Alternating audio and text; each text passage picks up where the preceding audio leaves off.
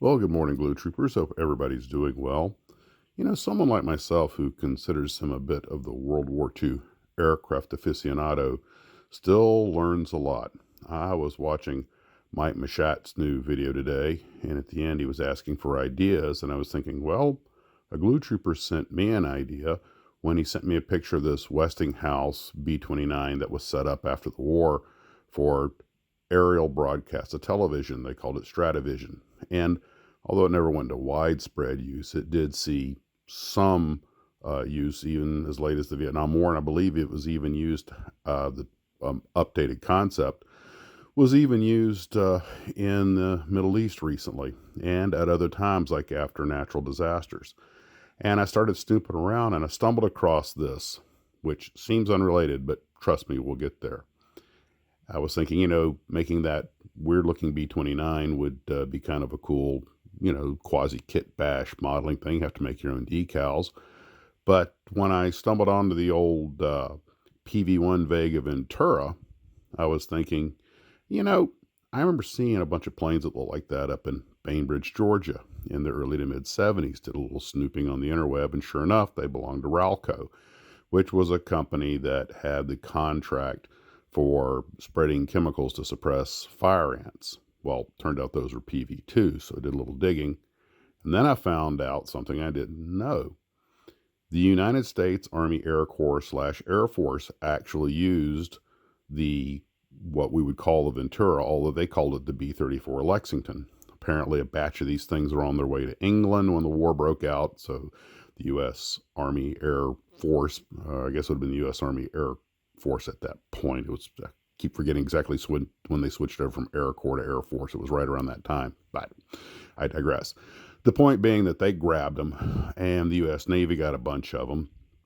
Now, these airplanes were essentially a derivative of the Lockheed Lodestar cargo plane or transport aircraft. And a lot of people think they're a follow-on to the Hudson, and they kind of are, kind of aren't. You can see the Lockheed family lineage in them. But the Hudson was a smaller airplane. Anyway, they're all part of the same family, but they actually came out of the Lodestar.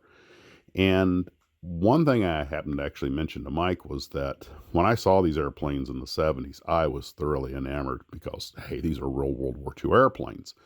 But they were never as famous as the B-25s or B-26s. I didn't even know what they were when I saw them, as many models as I had built. My dad had to explain it to me. He knew exactly what they were. And the airplane, particularly the PV-1, the early version, did serve throughout the whole war, which means it's a great modeling subject because look at all the different kinds of paint schemes you have for it. I mean, this is one of those things where someone could give you a half dozen of these kits and you could put a different paint job on every one of them.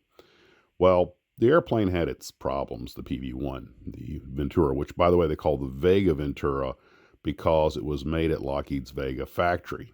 And apparently Lockheed had, about 1937, had started another factory, and I think they called it Air Rover. And they even came up with this cool airplane. Believe it or not, this Starliner, it's a one-off.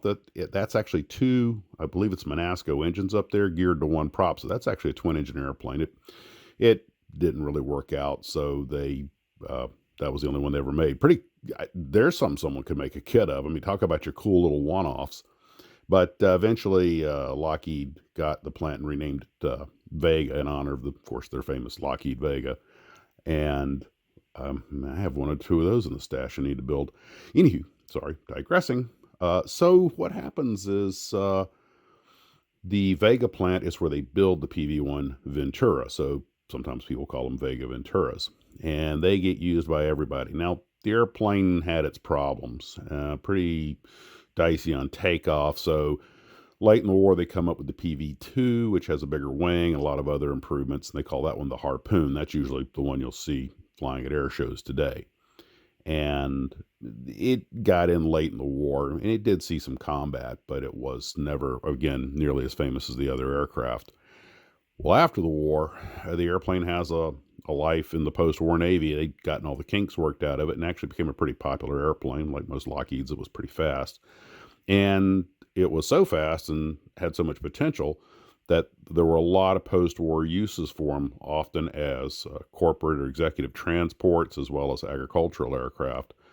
But they also often got virtually completely, well, not virtually, they got completely rebuilt by D. Howard, who turned them into various versions of corporate transports. The biggest being I believe it was the Howard 500, or Lodestar 500. But and make no mistake, he essentially built an almost new airplane. I mean, he used the outer wing panels, a lot of the equipment, but he big four bladed props. The prop hub came off a Corsair. I mean, it was the new lightweight R2800 engines. These were not factory airplanes, and there are a few of them still flying today, and they are fast. And they have, apparently the entire fuselage was built from the ground up, because they were intended to be pressurized, and it was just a whole nother airplane.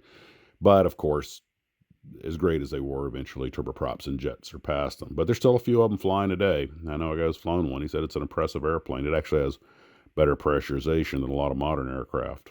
So anyway, I was just thinking that whole Lockheed series of aircraft, a lot more intriguing than I realized. It's one of those kind of unsung airplanes that's kind of done everything.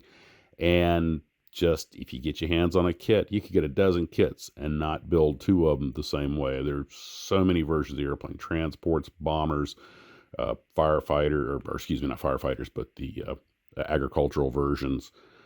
It's one of those quiet little airplanes that just soldiered on and, kind of forgotten to history compared to its more famous stablemates. Anyway, I was just looking at that this morning, thought that was kind of cool. And that's just this morning's video. Guys, I hope you're doing well. Talk to you later. And as always, model on.